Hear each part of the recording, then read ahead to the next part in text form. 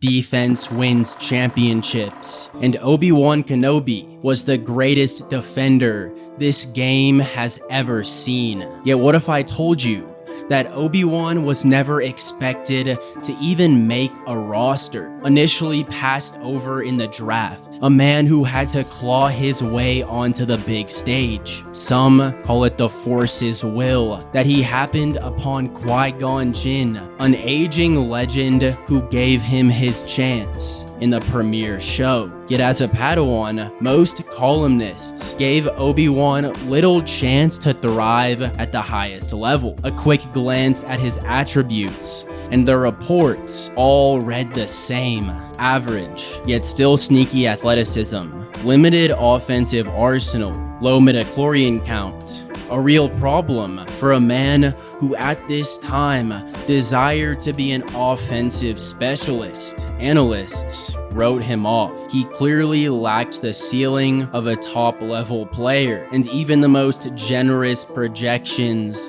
had him always coming off the bench. And for his initial rookie stretch, Obi-Wan seemed to fall right in line with expectations. Nothing flashy, nothing headline-worthy, just another Padawan fighting for minutes in a crowded league. But every now and then, there were flashes, moments that made viewers pause.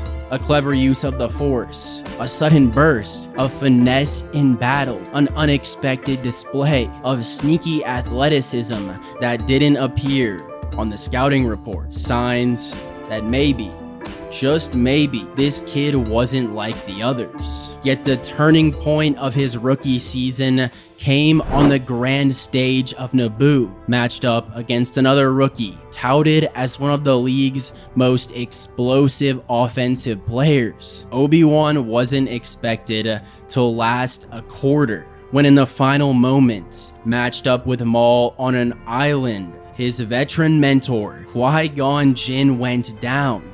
It should have been over, yet Obi-Wan found a gear that no one in that arena expected. It was not the refined defensive performance he became known for later in his career, but for the first time, fans saw a glimpse of something deeper. The speed, ferocity, and refusal to quit. This was a young Padawan, fueled by desperation, finding out in real time he could hang with the best in this league. And in that arena, the impossible happened. A win no one saw coming. A victory that changed the trajectory of his entire career. And a storyline that would be repeated time and time again. Every great career has a breakout game, but true greatness is defined by consistency. For Obi-Wan, that consistency came on the defensive end. After Qui-Gon's death, he doubled down on Form 3, dedicating himself to mastering the defense, so he would never be caught out of position again. Yet his technique was still raw, and against a top-tier duelist like Count Dooku, Obi-Wan stood almost no chance. Analysts labeled it a mismatch, proof that no amount of hard work could close the gap between natural talent and refined mastery. But what they didn't see was the slow evolution taking place. By the time the Clone Wars had reached their height, Obi-Wan was not just another Jedi Knight. He had become the master of Form 3, the league's premier defensive specialist. And just like the best defenders in league history, he frustrated the opposition night in and night out. Grievous, Ventress, Maul again and again. No matter how explosive the matchup looked on paper, Obi-Wan's fundamentals shut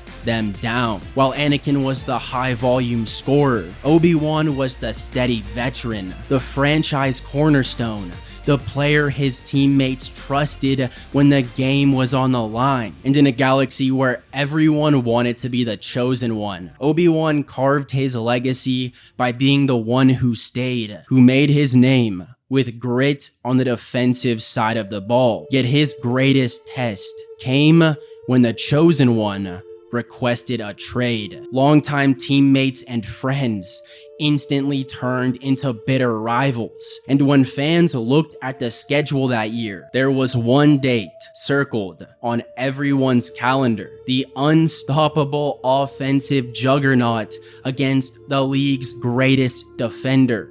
Firepower versus fundamentals, raw talent against relentless discipline. Legacies were on the line. A dynasty was about to end, and only one man would walk away from that arena. Both men came into the matchup after incredible performances in the conference championships. For Anakin, he had just completed what most analysts agree was the single most dominant performance in league history: the Jedi Temple game. This was a clear sign to many that he was now the best player in this game, the clear favorite heading into the finals. But Obi-Wan, fresh off eliminating General Grievous, Kenobi once again had proved why he was regarded as the league's premier defensive specialist. As the first quarter began, Anakin opened strong, pressing the pace with his trademark aggression, high-flying offense, raw power, and overwhelming speed. He looked every bit like the league MVP. But Obi-Wan, as always, did not panic. He weathered the storm. Every slash was met with a parry, every surge slowed by fundamentals. The half ended dead even, offense versus defense, neither side giving an inch. Straight out of halftime, Anakin once again began to press. Fueled by anger, he went on a run, a furious sequence of strikes that pushed Obi-Wan to the brink. For a moment, it looked like the favorite was about to pull away, but Kenobi stuck to his system. He slowed the tempo, forced Anakin into contested looks, and clawed his way back into the game. And then came the defining moment. The last play. Anakin, still convinced his raw talent could carry him, went for it all.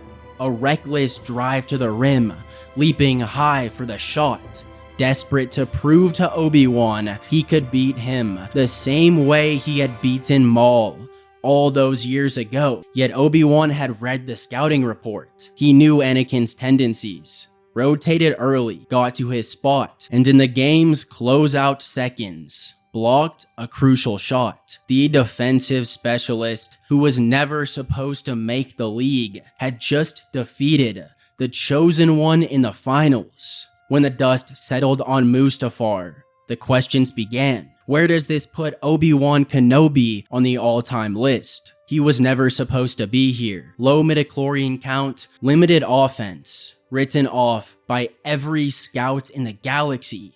And yet he walked away with the single greatest win in Jedi history. The Chosen One, the league MVP, the league's most unstoppable force, stopped in his tracks. For some, that win alone cements him in the top tier. The man who ended the dynasty before it began. For others, it's the consistency that sets him apart. 4 decades of fundamentals, always stepping up in the biggest moments. From Maul to Grievous to Vader, time and time again, he faced the most explosive talents in the league. And time again, he found a way to win. Obi-Wan Kenobi may never have had the flashiest highlights, but in a league where legacies are built on results, not potential, his case is undeniable. Defense wins championships, and no one played better defense than Obi-Wan Kenobi.